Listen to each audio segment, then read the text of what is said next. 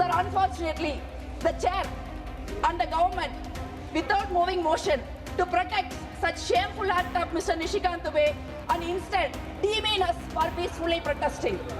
Sir, is that a crime? Is that a threat? What exactly is a threat here? Is asking for accountability a threat? Or is selling this country in the name of Indo-US trade deal is a threat? இப்போது புதிய அறிமுகம் ஆச்சி hotel sambar 50 gram ரூபாய் 20 மட்டுமே.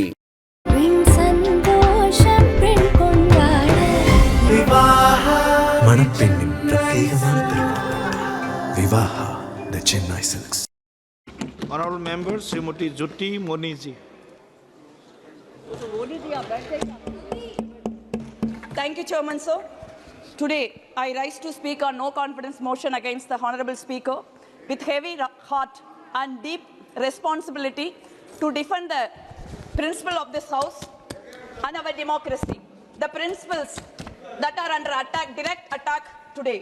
Parliament is the heartbeat of our nation. In the space where the people's voices are heard, the differing opinions meet, clash, and guide the course of our country.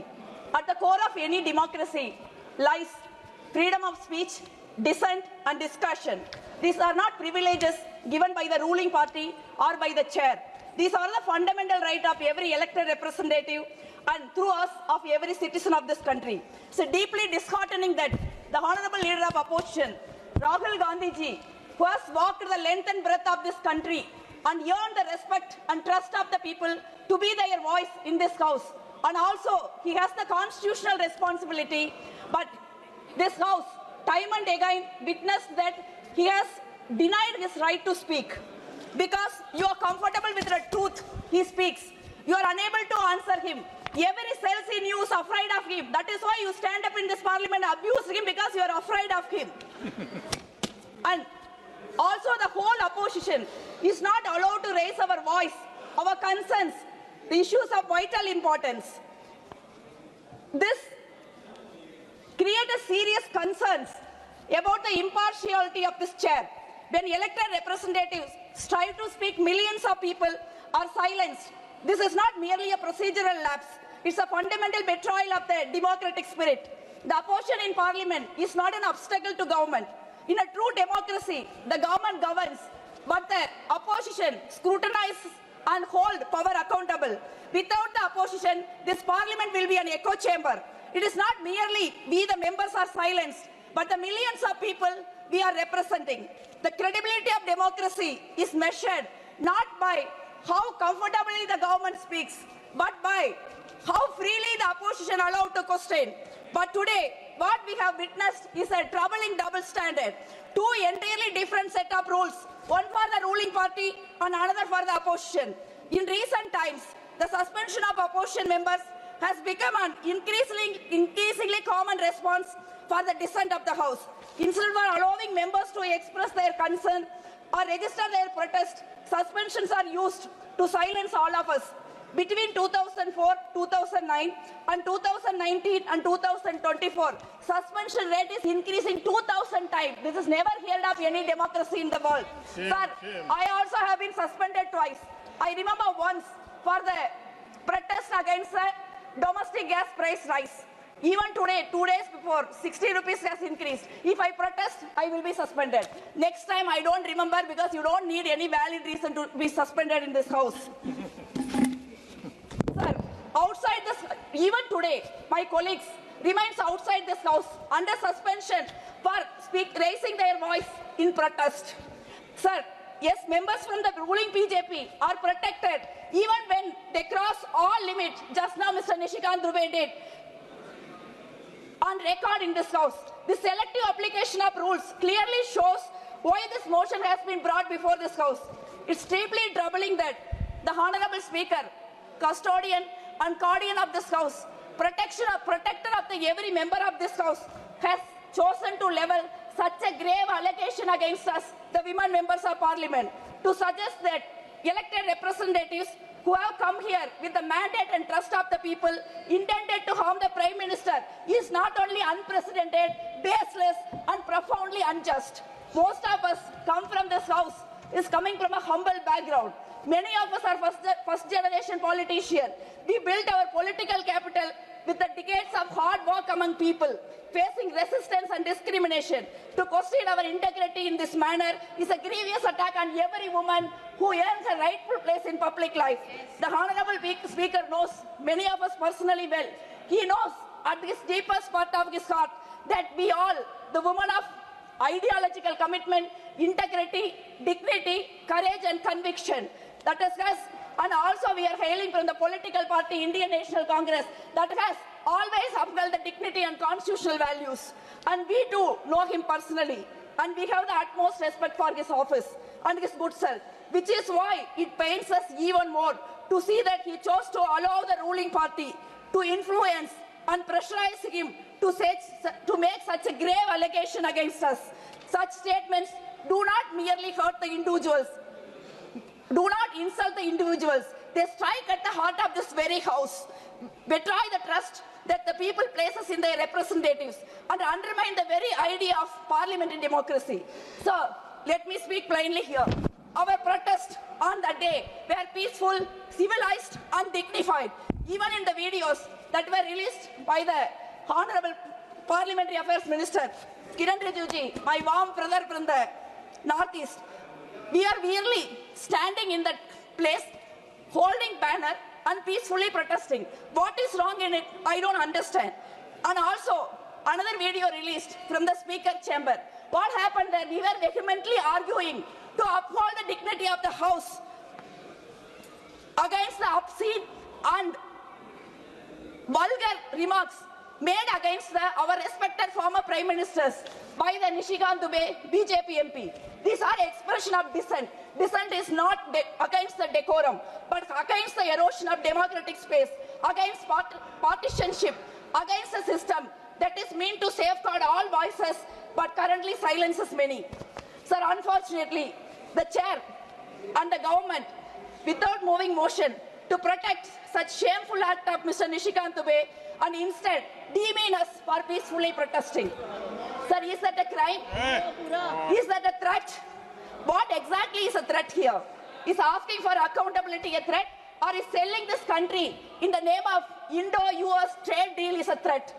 Is demanding an institutional autonomy, independence and neutrality is a threat, or compromising every institution meant to safeguard our democracy, including the Parliament, the Election Commission and investigative agencies, the real threat?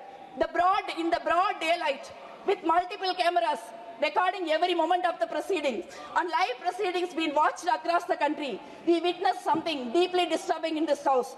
Honorable ministers of this government, including the Home Minister and the Defence Minister, pressurizing the chair to silence the leader of opposition, Mr. Rahul Gandhi. And while Prime Minister of this country remained present in the House at the time, is this not the shameful thing? Is not affecting the sanctity of the Parliament? Is not affecting the strength of this House?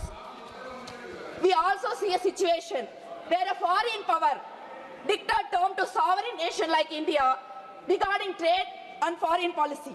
A proud and independent country like ours cannot allow its foreign power and decide our economic policy and energy policy by external pressure. Is that not harmful to the dignity of the nation? Sir, serious allegations were made against the members of the government for their names being in Epstein files, yet they continue to hold office without any accountability. And they are sitting in the same house. It is not affecting the sanctity of this Parliament. And when the enemy tanks are moving closer to our borders, when serious challenges arise from China, the Prime Minister of the country must show leadership and take responsibility. If the Prime Minister refuses to show leadership and take responsibility, and he also refuses to face questions in this House and appears afraid of confronting China, is that not harmful? Is not affecting the morale of this country? Sir, Tamil Nadu, எங்களோட உரிமைகளுக்காக நாங்க போராடுற சூழலுக்கு நாங்க தள்ளப்பட்டிருக்கோம். எங்களுடைய உரிமைகளுக்காக நாங்க பேச விரும்புகிறோம். எங்களுடைய கல்விக்கான நிதி மறுக்கப்படுகிறது. தமிழ்நாட்டிற்கான உள்கட்டமைப்புக்கான நிதி மறுக்கப்படுகிறது. கீழடியில் எங்கள் வரலாறும் தொன்மையும் எங்களுடைய இனத்தின் பெருமையும் மறுக்கப்படுகிறது. இந்த மாதிரியான ஒரு சூழல்ல நாங்க அதை பத்தி பார்லிமெண்ட்ல பேசணும் அப்படின்னா எங்களுக்கான பேசுவதற்கான உரிமையை கூட மறுக்கிறீர்கள். இதை எப்படி நாங்க பார்க்கிறது? மீறி பேசினா எங்களை வந்து இடைநீக்கம் செய்றீங்க, சஸ்பெண்ட் பண்றீங்க. If all this not considered, that shameful? And how can the peaceful protest of the women members of parliament standing with banners to express their democratic protest be portrayed as a threat? Sir, these are issues we wanted to raise. Just a minute. Sir, 2 minutes. Just a second, please. Honourable members, time of the House is extended till Srimati Jothimani's speech is over. Thank you, sir. These are the issues we wanted to raise in the House, but we are not allowed to speak. Our voices were denied, and that is precisely why the protest happened. Sir, I would like to remind this House about the historic moment of leadership in this very House, when the Prime Minister, then Prime Minister Honorable Dr. Manmohan Singh ji, rose to speak in the same place. Members of opposition surrounded him in that place and even threw papers at him. But Manmohan Singh ji stood calmly, with humility, dignity, with courage, and faced the protest and continues the speech. That is the leadership this country needs in any democracy. Refusing, I am not yielding, refusing to appear in the House and instead blaming opposition leader and women members of parliament does not reflect leadership. The PM absence from this House was not due to any threat from women MPs and but his unwillingness to face the accountability. It's an act of fear. Leadership is not about avoiding questions. Leadership is about facing them. Let us not ridicule the great institution of parliament by making such unfair, ridiculous and frivolous allegations and treating democratic dissent as a crime. Parliament exists so that difficult questions can be asked and the government can be held accountable. The office of the Speaker is sacred. It exists to protect the integrity of this House. Its authority comes not from any party, but from the trust of the entire House and through its people.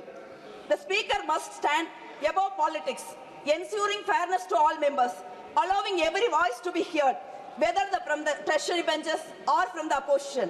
When neutrality is compromised, Parliament itself is compromised, and the people's faith in democracy falls. A Speaker who protects every voice strengthens democracy. A Speaker who silent dissent weakens the very institution he sworn to protect. Across mature democracies such as United Kingdom, Canada and Ireland, the Speaker is expected to rise above the party lines and command the confidence of the entire House. India too must reflect on such practices, ensure that the Speaker's office inspires trust across the treasury and the opposition, irrespective of the parties in power. Sir, the motion is not about individuals and parties. It's about preserving the dignity of this House, the neutrality of the office of the Speaker, and the faith of the people we represent. Today, we must decide whether this institution will stand for fairness, neutrality, and protection of every voice, or whether it will allow dissent to be silenced. Sir, for the dignity of the House, for the trust of the people, and for the future of the parliamentary democracy, I support this motion. Thank you. Thank you.